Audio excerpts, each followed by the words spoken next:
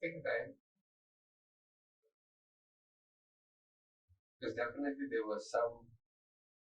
Hi, good day to you. Welcome to the first episode of the series that we're doing called Why Are You? I'm so excited because now I'm actually driving to go and see a very special person to find out why she's doing what she's doing. In all of us, we have something that is actually driving us, which I call it the engine of whatever that we're doing. So today we're going to meet Kavitha Sivapragasam. You might be wondering, my name is Sivapragasam and she bears the last name of Sivapragasam. So the thing is, she's my daughter and I'm so excited because she's been doing some amazing job with her work on exercise and also coaching, and we want to bring it to you and her audience will know more about her. So looking forward for this show. Take care. Bye bye.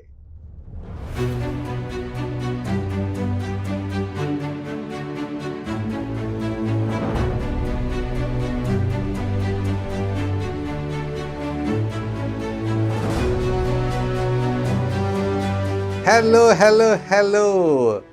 Now we are here together with Kavitha Sivapragasam in the first episode of Why Are You? You might be wondering, why are you? Everybody will be asking, who are you? What are you?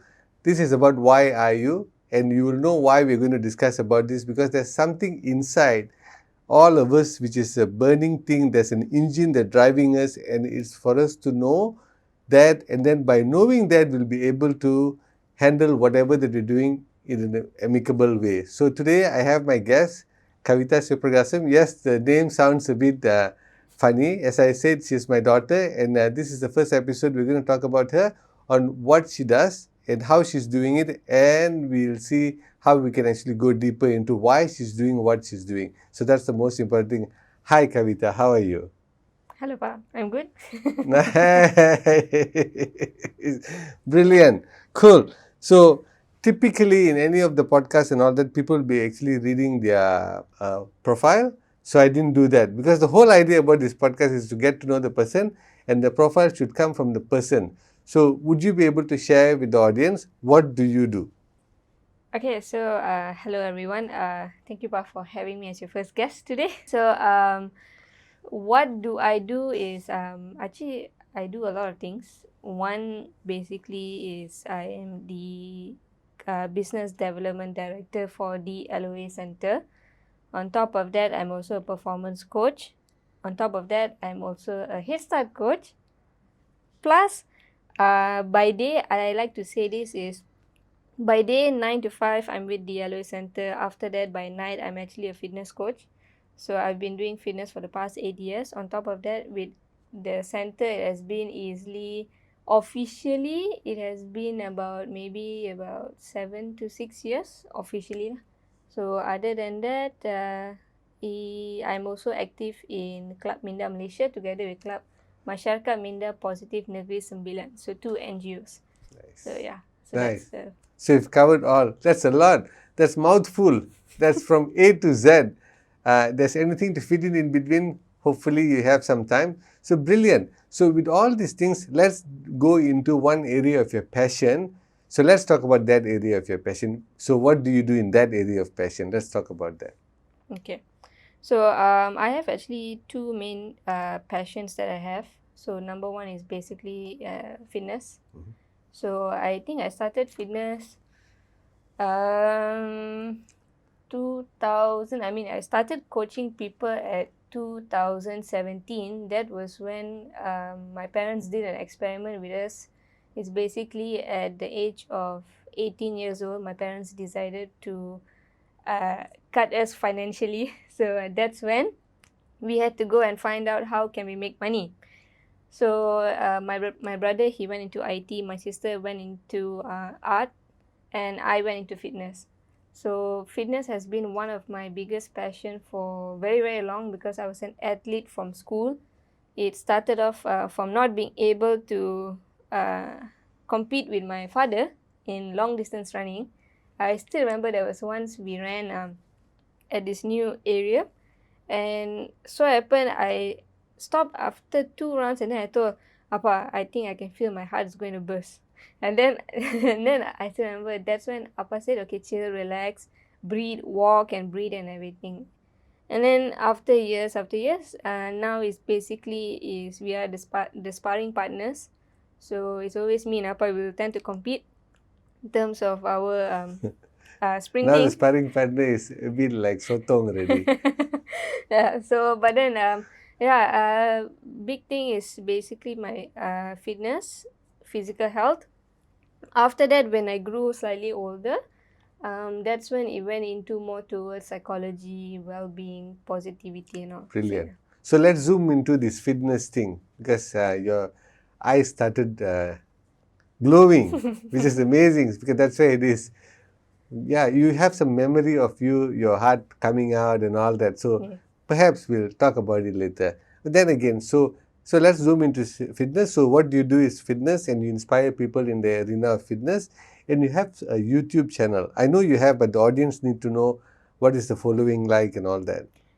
Yes. In 2020, I started my YouTube fitness channel called Fitness by Kavitha. And on top of that, it branched out to my Instagram, Facebook, and now only I ventured into TikTok. So as of today, I have, I think, on YouTube about touching about 4K subscribers, and Instagram has gone to close to about 8K followers, and over time it just grew and grew and grew because why I started the channel was basically during COVID. We couldn't do a lot of things. We were basically stuck in our own four walls, and at that time I was 3 months I was stuck in university. So being in a single room, you can't go out and talk to people, and you can't go out and exercise. And being someone who's very, very active, every day there is a point where I must exercise. It became a challenge for us to actually stay healthy and fit. So that's when me together with my lecturers and all, we actually decided, okay, being a sports science student, let's create a video where you can 10 exercises you can exercise in the room. That's how it started, and then it just grew. Brilliant. So yeah. So basically, I know in USM, this is insider information. You were basically inspired and you copyrighted something for, we will talk about it later on. So that's good. So it was also a university initiative and you touched the people during COVID. Brilliant. So now, how do you conduct your activities? How do you do what you do? You know, you are into exercise. So what is your method in engaging and what do you, we spoke about what you do. So how do you do your exercise and all that? Is there a formula that you follow? Yeah. That's a very interesting question because thanks to the pandemic, we actually ventured into virtual training, which was something not common at that time. And until today, I do cater clients outside of where my location is, thanks to virtual fitness. So I actually go onto Zoom and Google and everything just to have my classes, and it is very personalized to become one-to-one coaching, because I realized that over the time of my 8 years of coaching is everyone is different and everyone has their own uniqueness, and they really like to have that one-to-one session because it's very personalized in not only the exercise but also in terms of the questioning, the conversations we have. Until today, I think all my clients, they from what they have told me, they really enjoy exercising with me because of the conversations we have after the sessions. So on top of that, I actually developed my whole workout schedule based on the videos that I already have on YouTube, because one of it is to cater people who find it very hard to actually come online to exercise, but they can just follow a YouTube video. So I actually have a template for every week, every month, for them to just go on YouTube, they find the exact same video, and then they follow and exercise on that. So other than that, now I'm just slowly starting to do face-to-face, but I prefer more virtual because it shows that anyone can exercise anywhere, anytime, with minimum equipment. Brilliant. Virtual creates that kind of flexibility, and also the connection is there. That's brilliant. So that's what, is there a method that you follow, or is it different from person to person? Because you said people like that conversation. After that, is that part of your method? Is how you do it? Correct. Because first I actually thought, okay, let's just do all about exercise. And then it's basically we incorporated about mindfulness, about positivity, because growing up in the environment of our family, we realized that physical health and mental health comes together. It's not a standalone thing. So that was something that I brought in uniquely to my programs in terms of mental health. So we have a lot of conversations about other things, how's work, how's life in general, how's finance, stuffs and everything. So it's more like a thing, I would say it as a add value session. So in terms of that, before we start the program, I'll normally have a conversation with them just to find out what do they want from this whole thing. Because I don't only take them only for 3 months, I take them for 6 months. It used to be 3 months last time, but after going through my degree and everything, I realized it's good to prolong it, because in terms of building a habit, it needs to be longer. So that's when I went into developing to make sure that I focus on multiple areas of health. So of course, cardio, strength, mobility, flexibility, mindfulness, mental health. I go for power, and I specify mainly on body strength. I think about 100%, maybe about 95%, I introduce small weights into my training, because I truly believe that the body itself, if you change the intensity, change the reps, change your rest time, you can equate almost similar to intense workout at the gym.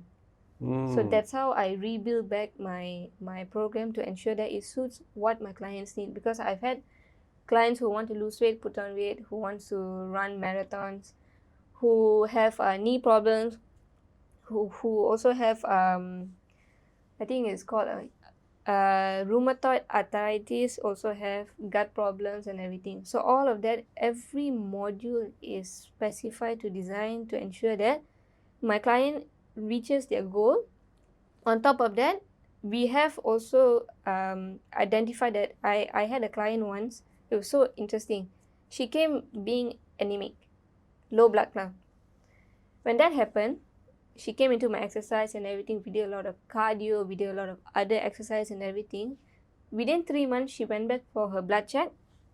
There was an increase in the blood count. Wow. So that's was one of my interests, that I could modify something to help someone to recover from their existing diagnosis. So, yeah. That's lovely. That's awesome. Blood count went up by doing all that. Brilliant. Cool. That's interesting. So you have a structure and it's unique. Once you've designed it, you give it to them, and then you also have conversation to see. So there's a methodology that you actually follow. And it's been working. How you know it's from the result that you're getting, right? Yep. And the conversation and the retaining of them, they coming back, and some of them with you. Who's your longest client? How long they've been with you? Now would be going into the 3rd year. So there must be a reason why they come back again, right? Definitely, if they don't like you, they would have just gone bye-bye and disappear, right? They would have gone into witness protection plan. When you call, they don't pick up. Correct. So that's nice. So brilliant. So I'm sure there's something that is driving you. So can you share with me and the audience, why are you doing this? There must be a reason why you're doing this. I think for me, it started because I still remember when I chose to go into exercise and sports science, people ask me why. And that's when I realized that at the age of 17, when I was doing hurdles in the school, so happened when I crossed one of the hurdles, there was a hole in the field. No one saw, I also didn't see. My leg went in. Slight twist in the knee, but then I still continued, finished first, and then only I dropped at the finishing line. So, and that's when my knee actually swelled up. It was I couldn't walk, I couldn't bend. Then I thought, oh my God. You finished first, huh? Yeah, I finished first somehow. Wow, brilliant. This reminds me of your grandfather, who also took part in hurdles, I guess. So it's either the people who ran, you limped and you won, or you are really strong, or the fellows who ran which are really weak. Like for your grandfather's sake, for the audience, this is a moment of fun. He started off, there was basically, I think, around 4 people running. So one got disqualified, another one ran, tripped and fell. Okay. Another one ran, basically sprained the ankle, and he finished first. so, so, end of the day, got the trophy, and he was actually recognized in the whole assembly of the school for winning the hurdles in the state level. How cool is that? Congratulations. So that's a light-hearted moment. Brilliant. So back to some serious stuff. Okay. So now the thing is, so what happened during? So you said you tripped. You hurt your. That's very vivid. You can see. Yeah. You can see. So I can see what was the feeling that's coming out of it? the moment my leg went in, when I felt the pain, for that few seconds I was like, oh no, what happened? And then I was like, okay, it's just a bit more, just go forward. And then I thought I would have torn my ligaments or what, this and that. At that time I didn't know what exactly, but I felt like, oh, that's it, my running career is gone and everything. And touch wood, until today, I've never had a single surgery done. Yep. And during that phase of that 3 months of rest, after I twisted my knee, that's when I realized how powerful the body is in recovering on its own, without any intervention. The only thing the doctor gave, I think the name was Voltron. It's like just like a gel. It's very cold. Just put on your knee. It'll just like numb the pain. But then of course I went into Google, became my best friend to understand what could I do to strengthen it. So, and then I went into exercising. I started understanding that in order to protect your knee, you need to ensure your muscles that are associated to your ligaments that holds the knee and everything are very strong. So that was when I realized that without severe intervention, with enough rest, your body can actually heal on its own. True enough, until today, touch wood, in Malay we say kaki terpleot. It means that when you run, your feet just goes sideways. I had it, I think, a few months ago. I stepped on a big stone, and then so happened I felt the pain. I was like, oh my god, I couldn't run after that. I just stopped. Then I rested for 3 days. Pain was gone. So I was like, okay, this is so. It's all the small things of really understanding that if you give enough rest, exercise well, take care of your food, your body has its way of healing. That was what draws me to what I'm doing today, because I like teaching people how to go natural. How to go natural? Yes, because just with rest, you can recover. Okay, not just going for, put that plaster, rock bandage, this, that. It helps. At the end of the day, it's more on how the whole body can heal itself. So rest is a major part of it also. Brilliant. So why it feels you is that moment that you fell, it triggered something. So what was that feeling that triggered that? What? Mine would have been, if I can heal myself, I can heal another person. Yeah, so that was for me, because if I had went through something which I would have torn my knee and everything, but I didn't. I rested. Okay. If I can do that, it means that other people who may be in the same situation as me can also heal on their own, provided they have proper guidance. Because so healing is the main thing. Healing. I enjoy healing people. Cool. Yeah. That's a good realization. Yes. Nice. Brilliant. So I just want to go in a bit more deeper. I also want to know, in your childhood and when you were in university, whenever the period of time, were there any role models who basically guided you in the area of what you're talking about? Because healing seems to be playing a very important role. So let's dive into that. So could you just share any role models that's impacted you? So childhood, when I started, it was just more of exercising, running, competing, trying to win the medals, the trophies and everything. And then I think it went to Google. Google was my best friend, because before I decided to go for a degree, Google was helping me to understand about the body. And then when I went to uni, it solidified what I had learned on my own. So of course there were a few specific people who played a role, but in terms of healing, is one of it was basically when I studied what was the course name? I think it's called Sports Injury and Rehabilitation. That was one of my most favorite subjects.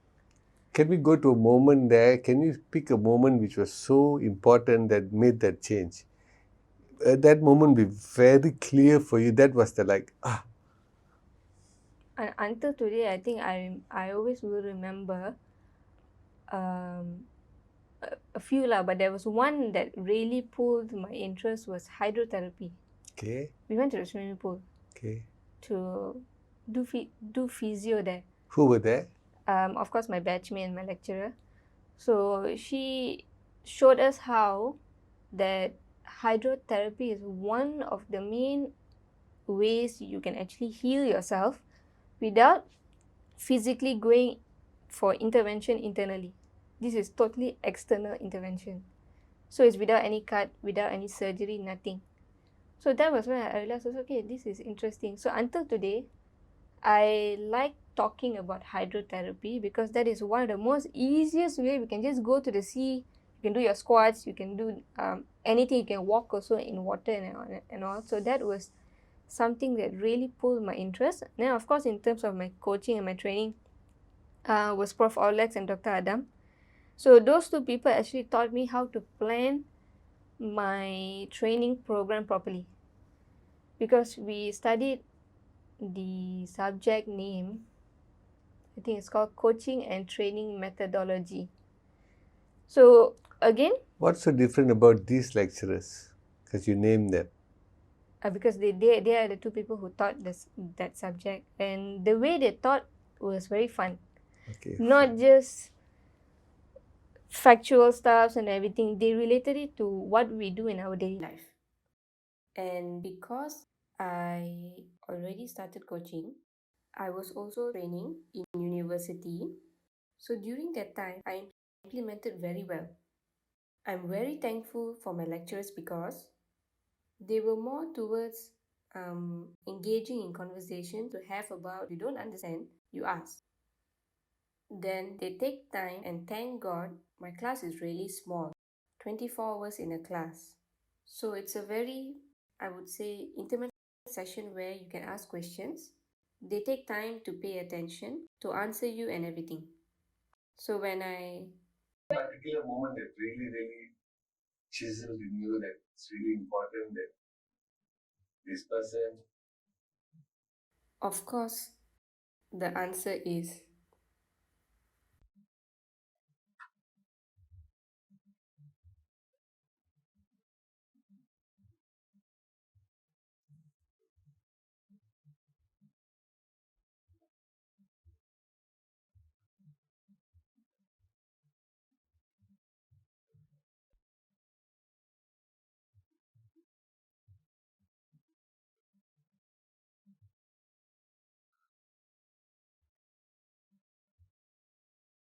Take time.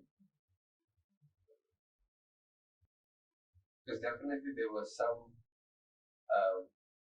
feeling which is related to the work that you're doing, which is actually spurring. I think you're stronger now than before.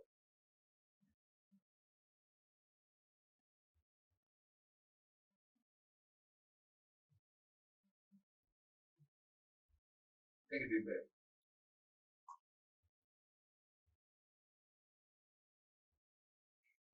I think for me, when it came to that specific subject, until today, I will always remember this term called training periodization that actually taught us how to break down a yearly training plan to monthly, to weekly, to day to day. Until today, I still hold that because that is the very foundation of how I plan all my training programs Till now. until today. So, of course, the answer to the question was definitely one of the biggest one is Dr. Adam. with this name that I can't pronounce, training. Yep. Training periodization. Even it's difficult for me also. Periodization. Yeah. So it develops Can you leave a link at the bottom? Okay. So is basically for us to reverse engineer your training based on the date of your competition or the date of when you want to achieve something. So example, if like in December you want to go for 21 km, you already know the date of it. So you reverse engineer when is your tapering session, when's your peak performance, when's your longer phase of training, basic, preparatory and everything. So all that is actually, it helped me to develop my program so well that I can understand, okay, at this phase, why is my students or my client facing such difficulty in this phase? That's why I know it's adaptation. So that leads to healing also. Yes, because some of my clients, they come with back pain, this pain, all the pain. So I redesign it to understand what they have to change. Because end of the day, the one thing about coaching and training methodology, it teaches us how to really understand what individuals are experiencing. Not everyone's the same. Then you got to know that. What's the feeling? Once you know that, oh, I can do this, as Dr. Adam was teaching, what was your feeling at that time? That was my light bulb moment. Explain the light bulb. What does that mean? In class, when I thought about that was when I realized, hey, I've been doing this all this time, but I didn't know the terminology, the correct phases, and everything. So I can still remember I was sitting in the front row in that small class. So how can you turn that into a feeling? How, you said light bulb, meaning what? In one word, what would you say? It gave you realization of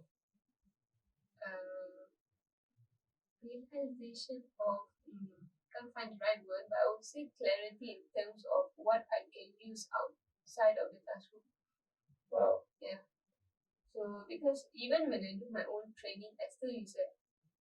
Until today. I mean, what I teach my students, it goes back to me. Because if I don't feel it, if I don't experience it, I cannot teach someone. So I teach first myself to understand, okay, at this phase, what you're supposed to feel, what you're supposed to experience, what type of method you're supposed to use. Then I customize to suit my clients. So I see there's a good pattern which is amazing. One of it is the healing part, which you said, the terpeliak when you're running and you got number one. That's amazing, and that sparks a moment. And also the periodization, hopefully I'm pronouncing it properly, on planning, all that, which very important that you have amazing lecturers who actually switched on the light bulb for you to know. And all this actually connected.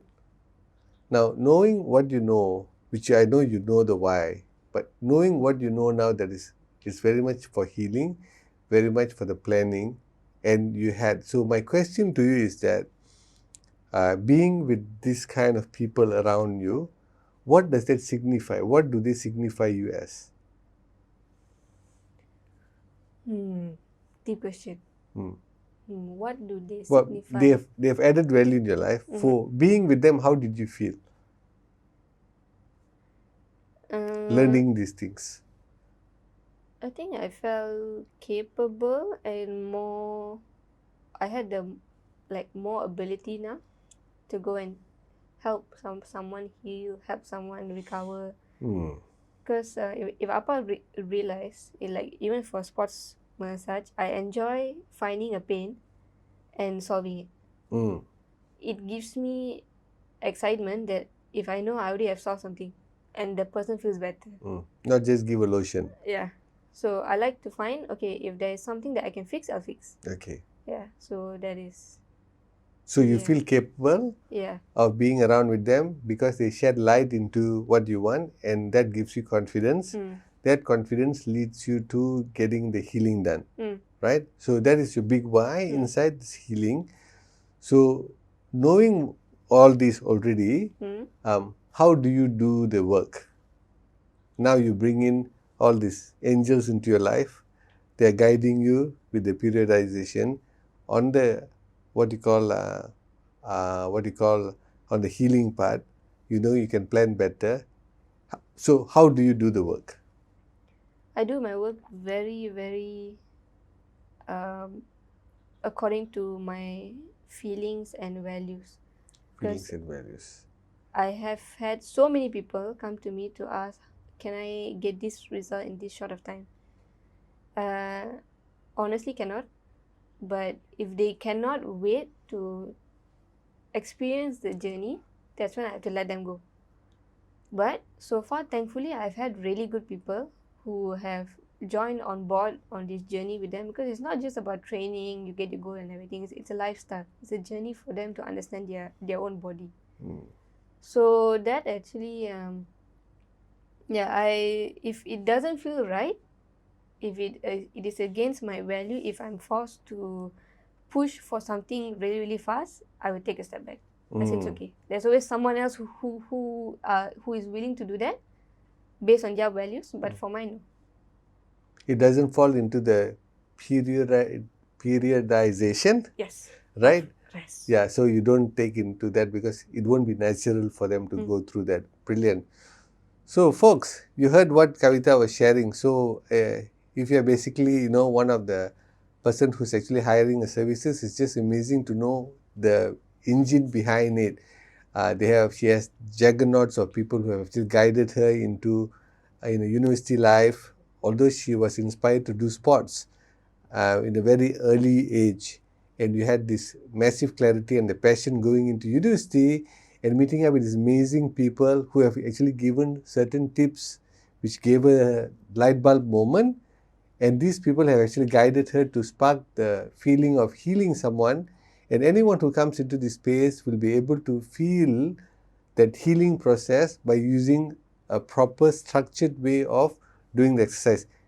Is it right what I summarize? Yeah. Brilliant. So you guys should be very excited to meet up with Kavita in person. And before we finish, Kavita, I want to know how people can get in touch with you. How can they reach you? They can just Google me, Fitness by Kavita. They can find me on Fitness Instagram. by Kavita. Yeah. They can find me on YouTube, Instagram, Facebook, TikTok. LinkedIn is basically Kavitha Sivapragasam, but I'm on all platforms. So they just have to find my name, Kavita by Fitness by Kavita or Kavitha Sivapragasam. Yeah. Awesome, my dear, awesome human beings. That ends today's episode. I'm sure you guys like this, and if you want more people to be interviewed, if you know someone that we might not know and you know that need to be interviewed and to basically unearth their why, let us know. We will come and interview them so that their viewers will be able to know what is driving them in doing this amazing work that they're already doing. So with that, thank you very much. Thank you, Kavita, for being in this first episode.